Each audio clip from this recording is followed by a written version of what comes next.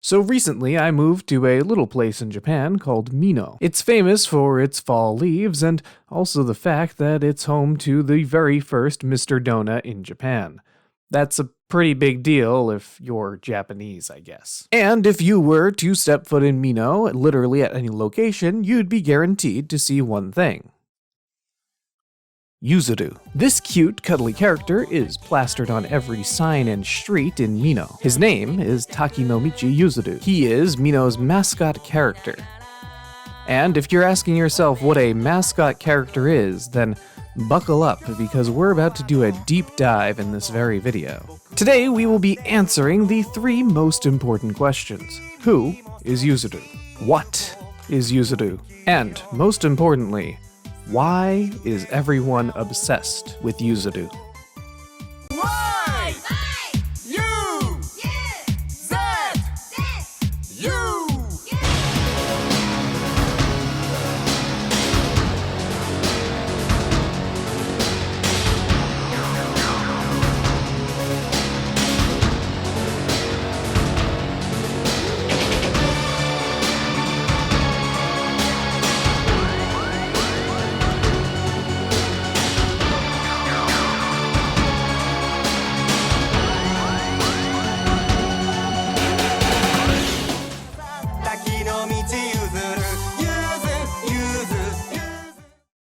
Before even coming to Japan, I was already aware of the Yuru character phenomenon. In fact, I had first heard about it in Mary Caggle's Let's Speak English webcomic, which is a fantastic webcomic for anybody that is an ALT or eventually wants to become one.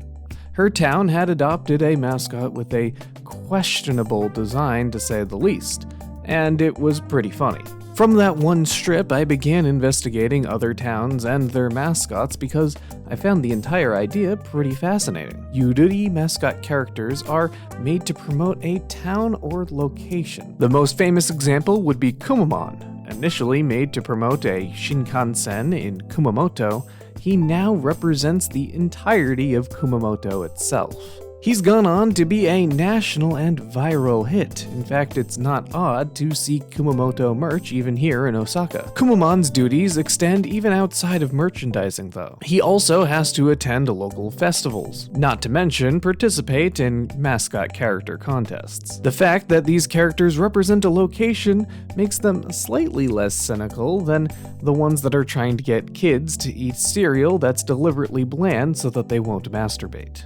You know the ones. Sure, there's some level of weird brandification going on, but it's all in good fun, right? No. In fact, there's very strict criteria that mascot characters need to meet in order to be considered a mascot character. According to illustrator Jun Miura, the originator of the term yurukara, a mascot character must fit these three things. It must convey a strong message of love for one's hometown or local region. The character's movements or behavior must be unique or unstable and awkward. The character should be unsophisticated, laid back, and most of all, lovable. Because of the emphasis on movement, there's also the implication that a yurukara must exist physically, at least in the form of some sort of suit that a poor Japanese person has to wear. By this same logic, we can determine that anything that doesn't move with a sort of awkwardness isn't yurukara.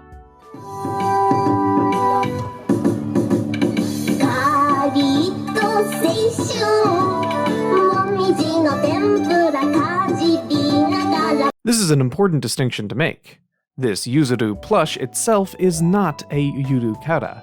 We can't consider this to be the actual Yuzuru because it doesn't move with the awkwardness of Yuzuru. The real Yuzuru has to be the suit, and it has to be the suit while someone is wearing it. Trust me, this is a very important distinction, and we will come back to this later. A bad Yuru character might be overly complicated or creepy, and will generally fade away with time. But a successful one will draw in tourism and bolster a sense of town pride. However, within each success story lies a dark hidden potential. Sure, a successful mascot would bring in a crowd, but it could also change the face of the town overnight. There will come a point where we have to ask ourselves, does the mascot exist to serve the town? Or is the town now serving the mascot?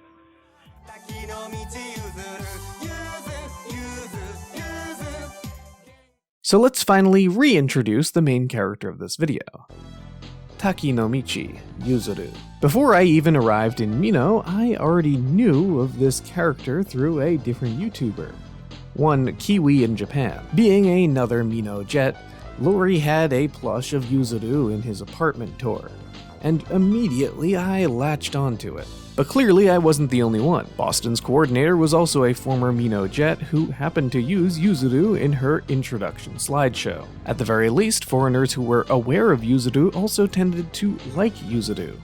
But that's only scratching the surface of the Yuzu itself. When I first arrived in Mino, I distinctly remember being driven by car to Town Hall. During the car ride, I was enamored by the multiple pictures of YUZURU that were on every street sign or even on license plates. The driver, who spoke English and was helping coordinate new jets, just sighed and said, "Yes, YUZURU is everywhere." Little did I know at the time that was almost an understatement. When you have a city icon that works, you tend to put him literally every single place that you could possibly find for him. YUZURU has appeared on signs, on benches, on buses, on papers, on the official Mino welcome booklet, manhole covers, within Family Mart as a Family Mart employee, and even, as I said before, on license plates. Most famously, YUZURU can be found on the way leading up to Mino Waterfall, which is probably one of the city's most famous landmarks. On the way up to the falls, you can find a ton of YUZURU merch, and even a giant glowing statue of him. That's also where I spent far too much money on this little plush doll of YUZURU. Do I regret it? No. Though to reiterate, neither the merchandise or statue is literally YUZURU, as it doesn't move with the awkwardness of Yurukara. We can't consider this object literally YUZURU, more like some sort of graven image crafted in his likeness. If there's a place in Mino that we can fit this little yellow mascot into, he is sure to be there already. But that doesn't answer the most important question. The first thing you need to know about YUZURU is that his head is literally what we call a yuzu, which is a type of citrusy fruit similar enough to a lemon that I really don't see that much of a distinction. In general, there's a lot of yuzu flavored things where I am, but that's also because Mino prides itself on being one of 3 places that grows authentic yuzus. Ones that are grown from seeds and not through some sort of grafting thing. What does that mean? I don't really know because I don't know fruit. But if you're in Mino, go ahead and try a yuzu. It was exactly like biting into a lemon. Yuzu is used, as far as I've experienced, more for flavoring than for actual eating purposes, but I wouldn't put it past other people. Now, as discussed, YUZURU's head is a yuzu, but what is the rest of his body? Well, as we can see, his hands and body seems to also be yellow, so there's no conclusive evidence saying that the rest of him isn't also yuzu. But what does that mean exactly? If Yuzu were to cut his arm, would there be flesh underneath? Would it just be more of the skin of the Yuzu? Or would it be some sort of YUZURU homunculus, some sort of citrus in the shape of man, parading around, pretending that it is, in fact, an authentic samurai, when it has no business being such?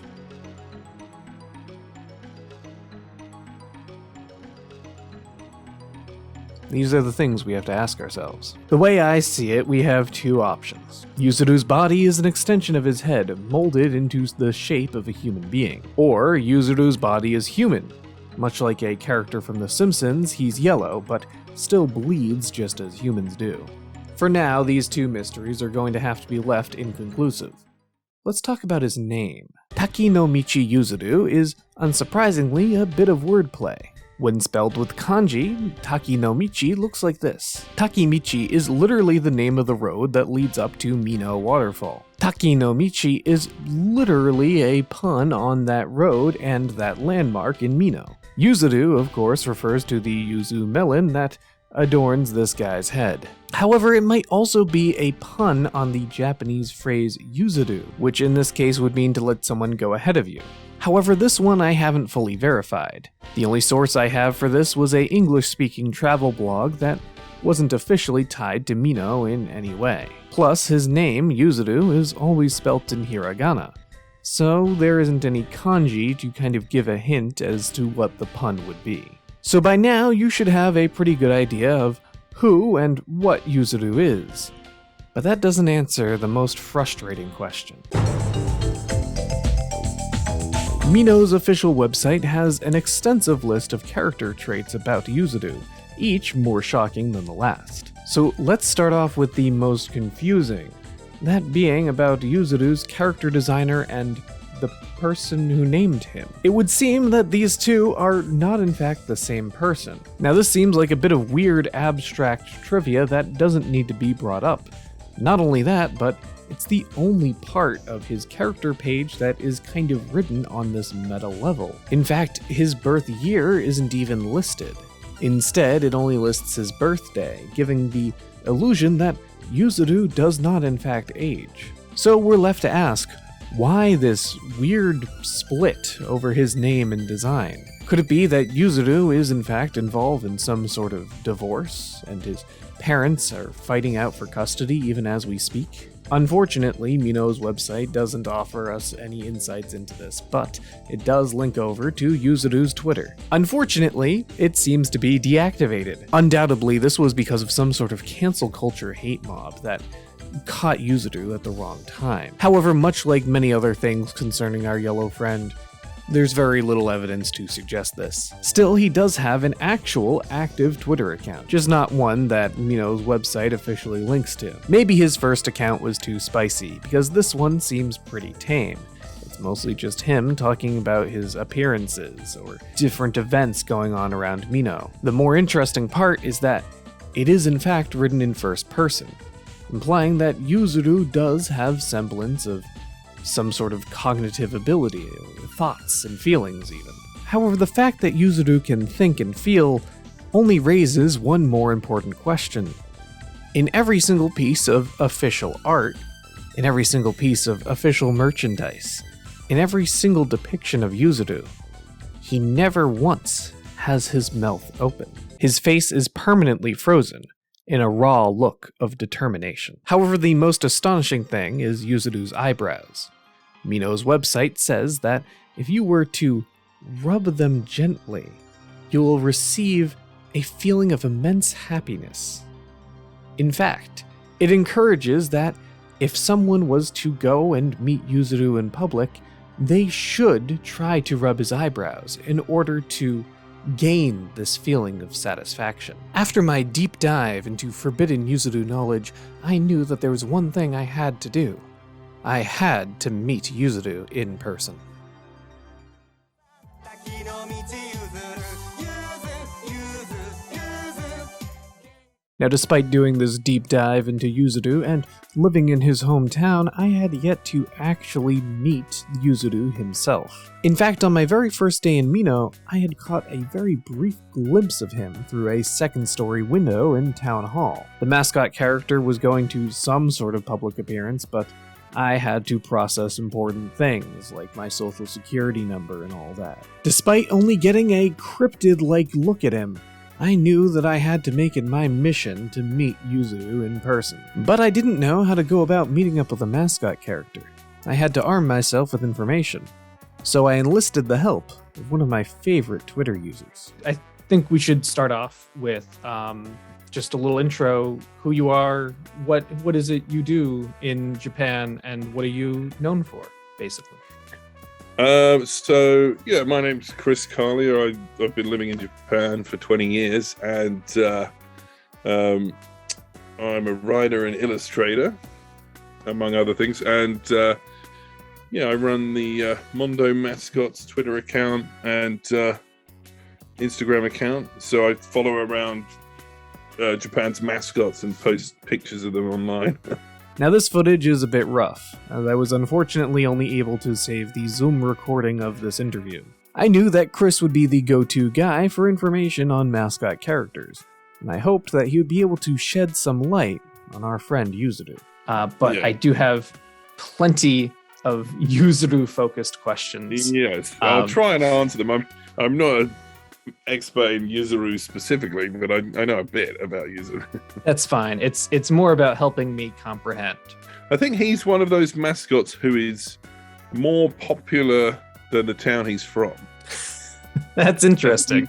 Well, I think he's probably better known than you would expect from a small city like that. One sign that a mascot's successful is if kids can draw it. I don't think they'd have too much trouble. No, I can attest that we had a jack-o'-lantern coloring thing for our paper a paper handout that we gave to a class. Okay, yeah. And 3 or 4 kids came back with Yuzuru pumpkin, the wrong fruit, but it has the eyebrows. Yes, it makes me feel happy. So last year at the Yuru Grand Prix, which is like the sort of national mascot popularity contest, he was 4th in the country. 4th most popular mascot in the country, but that's sort of discounting all the ones who previously won. So okay. For it started about a decade ago. So the top 3 every year quit. He's the most popular of the final remaining mascots, which means next year he's gonna bring home the gold. Well, it's ended now. Last year was the final. Oh no. Yeah. Oh, he probably, you know what, he would have been in with a chance. The sad thing is he I think he has entered it every year. I think he entered it 10 years in a row, and I think he's he might be the only one who has. My god. So he's got kind of existing relationships with all the famous mascots, so they're all pleased to see him. I guess he's probably considered an old hand. He's the old man. He's the the old guy. So the others probably respect him. Well, he's due for an Oscars Lifetime Achievement. Yes, we didn't give you any awards, but we have to so recognize. Yeah. I've never seen anything where his mouth is open, or Yeah. So it's very stoic. He just doesn't talk much. Yeah, maybe that's it, because again, from the evidence I've collected online, he is capable of thoughts, as evidenced by his Twitter. In which it's written in first person. Oh, so but he doesn't speak, as far as we know. Yeah. Okay. So interesting. There was another key piece of information about Yuzuru's history that I was going to ask about, because on his page, there's a little footnote.